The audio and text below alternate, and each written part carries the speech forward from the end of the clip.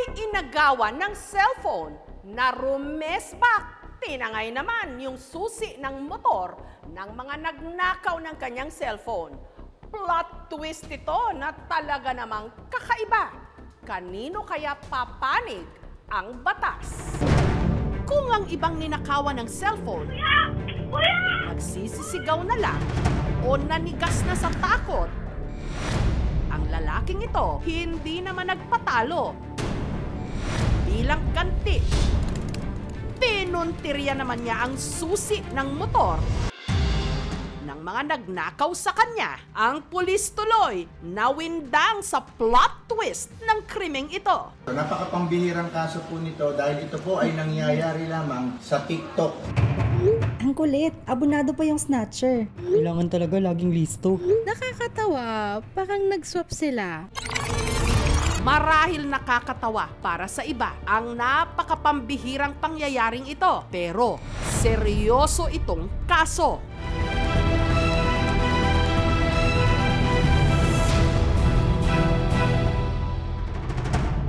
Tinangayan ng cellphone si Mark Russell at ang krimen nangyari sa tulay na ito ng Alido sa Las Piñas City umaga nitong October 29. Pumunta ako ng tindahan. Hanggang may lumapit sa kanyang lalaking nakamotor.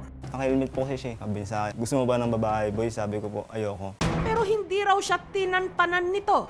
Sunod na ipinarada ng lalaki ang motor nito sa tulay at saka siya binalikan. Sa pagkakataong ito, may kasakasama na itong isa pang lalaki. Medyo maitim tapos medyo mabambok. Tapos payat. Natakot rin po ako na saksakin ako.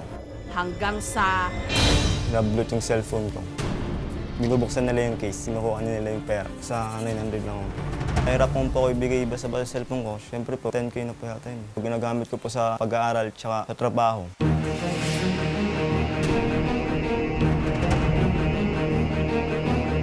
Pinandar po ng lalaki yung motor, tapos doon po siya nagabang na umangkas na yung kasama niya. Sa tangkang mabawi ang kanyang cellphone, sinundan ni Mark ang mga suspect. Napansin ko po yung susi na madali lang kunin. Nakita ko na yung susi. Ang mga suspect nakipagnegosasyon. Sabi kasi nila sa akin, balik mo na yung susi para hindi ka mapahamak. Sabi ko naman pa sa nila, balik nyo rin sa akin yung cellphone ko. Pero dahil ayaw daw ibalik ng mga suspect ang kanyang cellphone, si Mark Russell umiskapo. Dala ang itinakbo niyang susi ng motor. Hanggang isang babae pa raw ang lumapit sa kanya. Sabi niya sa akin, ibigay ko na lang di susi para hindi lang daw masaktan. Sa tingin ko po, kasabwat siya. Hindi kami nagagawa ng susi. Nabol ako niya, hanggang dyan. Na po kasi hindi na masyadong lumalabas ang bayad. Para po sa kaligtasan. Ang insidente, agad inireport ni Mark Russell sa mga otoridad. Nung naagaw po ang cellphone niya, tumakbo po yung snatcher. Abang naagaw naman niya yung susi, yan po ang problema ngayon. Tinatapak namin ngayon. Napakapambihirang kaso po nito dahil ito po ay nangyayari lamang sa TikTok. Ang ganitong modus, tinatawag daw na alok-aliw hold-up. Sinamahan kagad siya ng mga personnel ng substation to. Kasama si Mark Russell, agad binalikan ng mga pulis ang crime scene. At doon, nakita nilang may naiwan ngang motor. Sinubukan nilang gamitin yung susi, umandar. Ito po yung motor na ginamit ng mga suspect sa pang-hold up. Nagkakahalaga ng 75,000 more or less. Sinik ng mga pulis kung ano yung mga laman sa loob ng compartment box. Mayroong nakitang ID. May pangalan ng isang tao at address niya nakalagay na rin doon. Agad tinunton ang nasa ID. Sir, tanong lang namin kung may kilala po ba kayo dito na wala po. Tanong lang namin kung may kilala po kayo na or taga dito. Hanggang sa nakaharap na nila ang taong ito. Sino siya at ano ang kaugnayan niya sa snatching incident? Sobrang babala po kasi nakabalikan niya ako. Ang babaeng lumapit naman kay Mark Russell pagkatangay niya ng susi. Natuntun din namin. Wala po akong alam nun talaga. Hindi ko po alam. Sabi niya sa akin, ibigay ko na lang di susi para hindi lang daw masaktan. Ang malaking tanong ngayon, may pananagutan din ba si Mark Russell sa batas matapos niyang itakbo ang susi ng motor ng mga tumangay ng kanyang cellphone? Dito sa mga pangyayari, malinaw naman na ang mga susi ng kasagutan sa pambihirang kasong ito ng nakawan. Yan po ang problema ngayon. Tinatapak namin ngayon. Susunod na. Binata sa Las Piñas na ninakawan ng cellphone. Romesbak at tinangay naman ang susi ng motor ng mga snatcher. Nung naagaw po ang cellphone niya, tumakbo po yung snatcher, abang naagaw naman niya yung susi. Ang mga pulis may na-recover na ID sa compartment ng naiwang motor. Pagdating namin doon, nalaman namin na yung nasa litrato na yon sa ID, matagal ng patay. Pero nahanap din nila ang kasalukuyang may-ari ng gagamitin sanang getaway vehicle, si alias Bernie, anak ng lalaking nasa ID. Namatay po siya ng 2020. Pinamana po sa akin ng papa ko, yung motor. Paglilinaw ni Bernie, Wala po akong kinalaman sa krimen. hiniram lang daw kasi sa kanyang motor ng isa niyang kaibigang tago natin sa pangalan Manuel. Natatakot po akong tanggihan siya dahil po kilala ko po pagkatao niya. Sikat na po yan na delegadong tao po. Hanggang nabalitaan niyang nangyari. Galit na galit po ako, tapos nahihiya ako. Ginamit niya po sa kasamaan yung motor. Pero nasaan na nga ba si Manuel? Wala na po kaming ugnayan.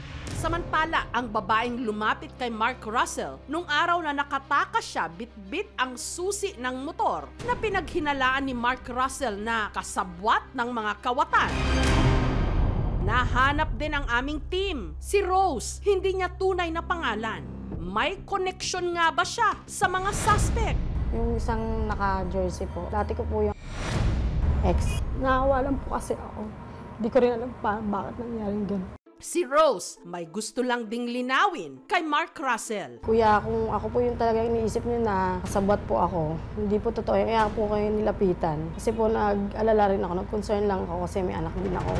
Ang PNP patuloy naman sa paghahanap kay Manuel at sa isa pa nitong kasama. Prepared namin yung kasong robbery hold-up dahil sa may threat at saka intimidation silang ginawa doon sa ating biktima. Ang pagkakakulong po niyan is 12 years and 1 dito 20 years. If ever naman po may makakilala sa mga suspect na to, maaari po sila makipag-ugnayan sa Las Piñas Police. sa batas kasi natin, ang theft, ang isang elemento nito, yung intention mo na kunin yung bagay para sa sarili mo.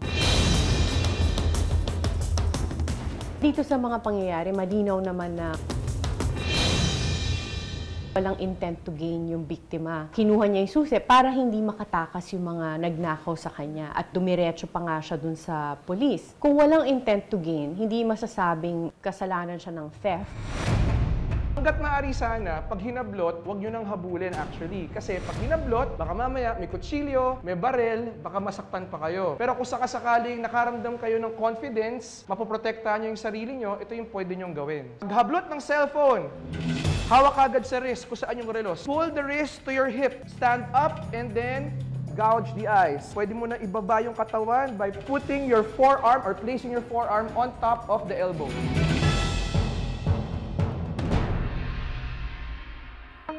Samantala, para may magamit pa ring cellphone si Mark Russell sa kanyang trabaho at pag-aaral, niregaluhan siya ng aming team ng bagong cellphone. Salamat po sa KNJS. Magamit po siya sa pag-aaral at sa work.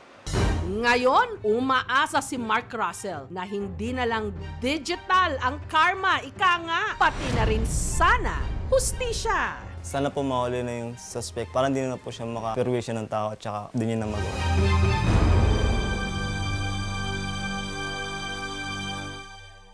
Thank you so much mga kapuso. Kung nagustuhan niyo po ang videong ito, subscribe na sa GMA Public Affairs YouTube channel. Don't forget to hit the bell button for our latest updates.